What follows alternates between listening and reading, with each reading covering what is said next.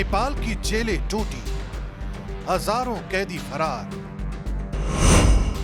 सरहद पर मंडरा रहा है नया खतरा। भारत नेपाल सीमा पर हाई अलर्ट जारी।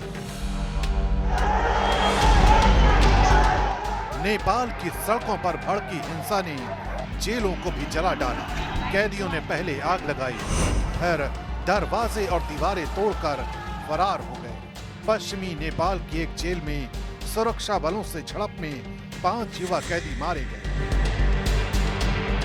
इससे पहले भी भारत नेपाल सीमा पर नेपाल से अंदर आने की भारत में कोशिशें होती रही है, लेकिन इस बार खतरा बहुत ज्यादा बड़ा है क्योंकि जनता के साथ साथ ये कैदी हैं जो कि पहले ही नेपाल में कानून तोड़ चुके हैं। लिहाजा एजेंसियां कोई भी मौका हाथ से गंवाना नहीं चाहती और सतर्कता अपने उच्चतम स्तर पर वो बरत रही हैं। बुधवार दोपहर राजबिराज जेल का ब्लॉक भी धधक उठा और कई कैदी मौके से भाग निकले। वीरगंज जेल में कैदियों ने दीवार तोड़ दी। हालात काबू में करने के लिए सुरक्षा बल को 1 घंटे से ज्यादा का वक्त लग गया। इस भगदड़ में कई कैदी भारत नेपाल सीमा की तरफ बढ़े, लेकिन 5 को सशस्त्र सीमा बल ने दबोच लिया।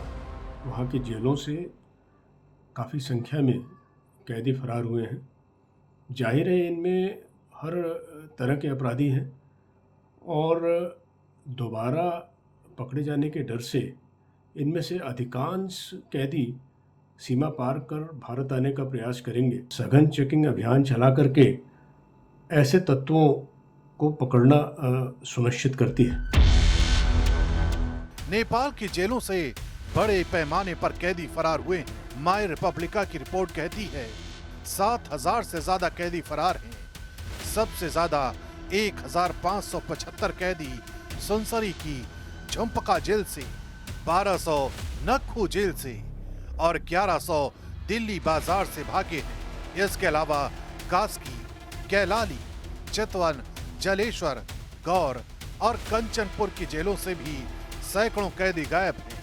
दक्षिण नेपाल के सिंधुली गढ़ी से सभी 471 कैदी, जिनमें 43 महिलाएं भी शामिल थीं, आगजनी के बाद से फरार हैं। डर इस बात का है कि ज्यादातर जेलें भारत की सीमा से सटी हैं, यानी खतरा सीधा सरहद पर खड़ा है। नेपाल की हिंसा शुरू होते ही भारत ने बॉर्डर फोर्स को अलर्ट कर दिया था, लेकिन अब 7,000 फरार कैदियों ने सशस्त्र सीमा बल की मुश्किल और बढ़ा दी है। उत्तर प्रदेश और बिहार से सटी सरहदों पर चौकसी कड़ी कर दी गई है। आने जाने वालों की सघन तलाशी की जा रही है। सशस्त्र सीमा बल नेपाल की आर्म फोर्स से इन फरार कैदियों की लिस्ट और आपराधिक रिकॉर्ड हासिल कर रही है। मकसद साफ है, किसी भी कैदी को भारत में न घुसने दिया जाए और भारत की जमीन पर किसी भी वारदात की गुंजाइश न बचे।